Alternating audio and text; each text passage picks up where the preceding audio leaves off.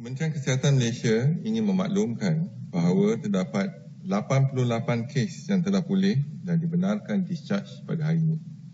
Ini menjadikan jumlah kumulatif kes yang telah pulih sepenuhnya daripada jangkitan COVID-19 dan telah discharge daripada ward adalah sebanyak 915 kes, iaitu bersamaan dengan 26.27% daripada jumlah keseluruhan kes. Sehingga 4 April 2020 jam 12 tengah hari, terdapat 150 kes baru yang telah dilaporkan. Ini menjadikan jumlah kes positif COVID-19 di Malaysia adalah sebanyak 3,483 kes. Daripada jumlah 150 kes baru yang dilaporkan, 80 adalah berkaitan dengan perhimpunan di Sri Petani. Sehingga kini seramai 99 kes positif COVID-19 sedang dirawat di unit rawatan rapi.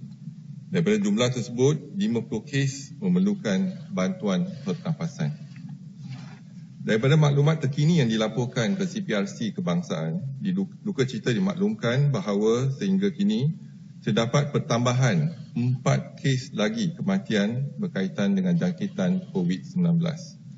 Justru jumlah kumulatif kes kematian COVID-19 di Malaysia adalah sebanyak 57 kes, iaitu bersamaan dengan 1.64% daripada jumlah keseluruhan kes. Kes kematian ke-54 iaitu kes 2149 merupakan perempuan warga negara Malaysia berumur 85 tahun dan mempunyai latar belakang penyakit jantung. Beliau telah dirawat di Institut Jantung Negara pada 23 Mac 2020 dan beliau disahkan meninggal dunia pada 28 Mac 2020 jam 12.10 pagi. Kes kematian ke-55 iaitu kes 860 merupakan perempuan warga negara Malaysia berumur 66 tahun dan mempunyai latar belakang penyakit darah tinggi. Beliau telah dirawat di Hospital Sultan Ismail Putra di Kelantan pada 18 Mac 2020 dan disahkan meninggal dunia pada 3 April 2020 jam 4 petang. Kes kematian yang ke-56 iaitu kes 2850 merupakan lelaki warga negara Malaysia berumur 56 tahun dan mempunyai latar belakang penyakit jantung. Beliau mempunyai kontak rapat dengan kes 1031 dan telah dirawat di Hospital Umum Sarawak pada 30 Mac 2020. Beliau disahkan meninggal dunia pada 3 April 2020 jam 4.16 petang. Kes kematian ke-57 iaitu kes 1575 merupakan lelaki warga negara Malaysia berumur 61 tahun dan mempunyai latar belakang penyakit kencing manis. Beliau telah dirawat di Hospital Tengku Ampuan Afzan, Kuantan, Pahang pada 23 Mac 2020.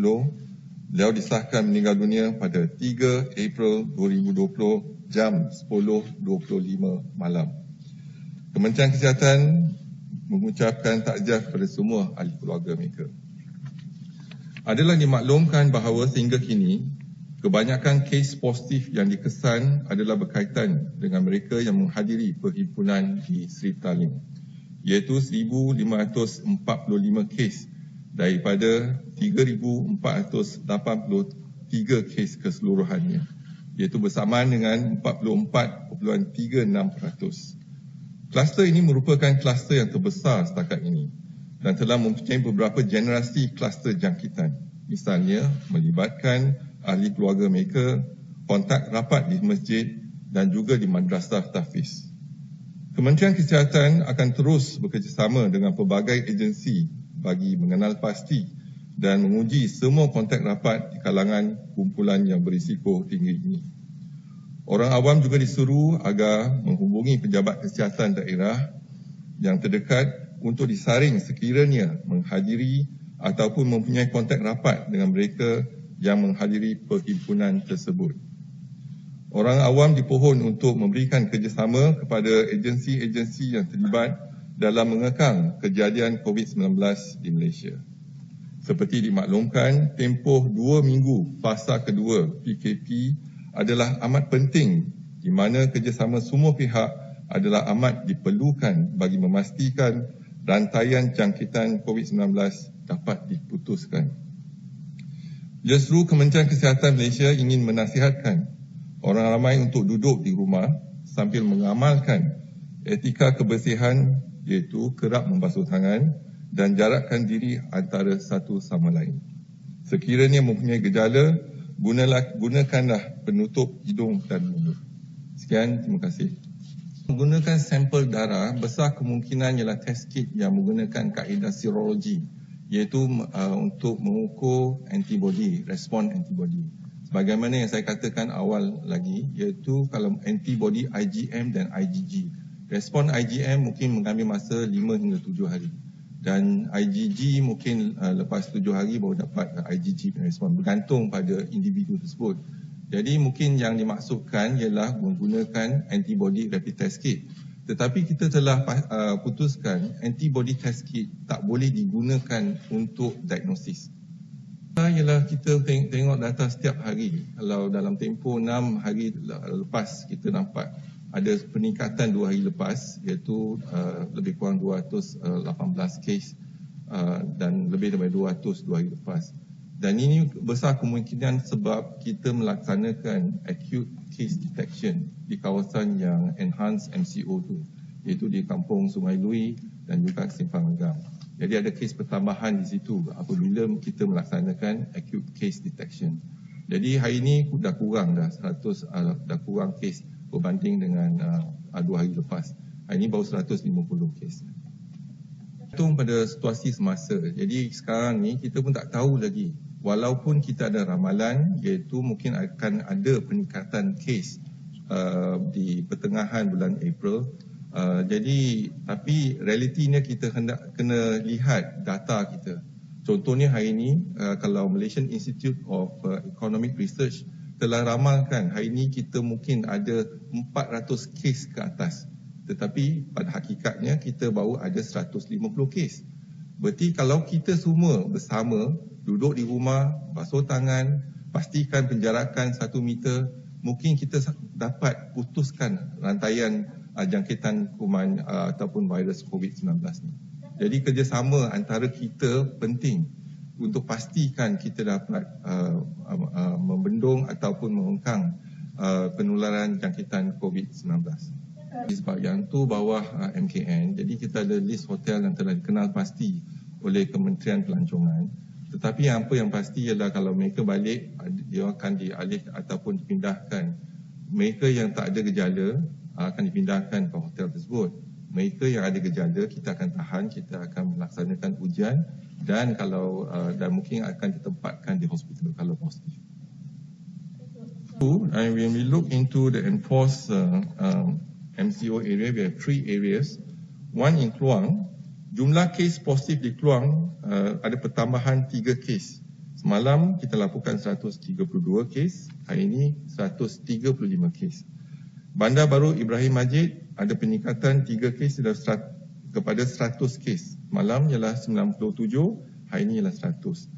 Lain-lain lokaliti 35 kes, pecahan mengikut Mukim, Hulu Benut 112 kes, Keluang 18, Macap 4 dan Nyoh 1. Untuk kluster Hulu Langat, jumlah kes positif Hulu Langat ialah 314 kes, iaitu pertambahan 14 kes. Kampung Sungai Lui 90 kes, iaitu 25 kohort Seri Petaling dan 65 ialah kes kontak rapat. Bukan Kampung Sungai Lui 224 kes. Semalam kita laporkan 210 kes. Berarti 28 daripada kohort Seri Petaling dan 196 kes close contact. Dan Menara Plaza City One semalam kita laporkan 18 kes. Hari ini ada pertambahan 1 kes. Jadi ada 18 kes dibanding dengan semalam hanya 17. Yang setakat ni memang kita ada beberapa kes pesakit kita yang telah sembuh dan telah pun discharge daripada ward dan mereka ingin mereka ingin untuk dapatkan ataupun contribute kepada sains contohnya lah. Jadi mereka mendermakan darah mereka, dan darah sebelum mereka mendermakan darah mereka, kita akan mensaring untuk jangkitan kuman yang lain, contohnya sama ada hepatitis C dan sebagainya.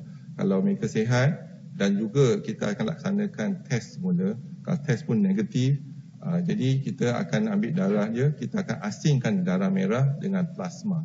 Dan plasma tu kita akan hantar ke IMR untuk buat kajian, lihat kepekatan antibody tersebut, dan kita akan, darah merah kita mungkin akan pulang kepada pesakit tersebut. Dan 2 minggu lagi kita akan ambil darah lagi untuk ambilkan plasma dia.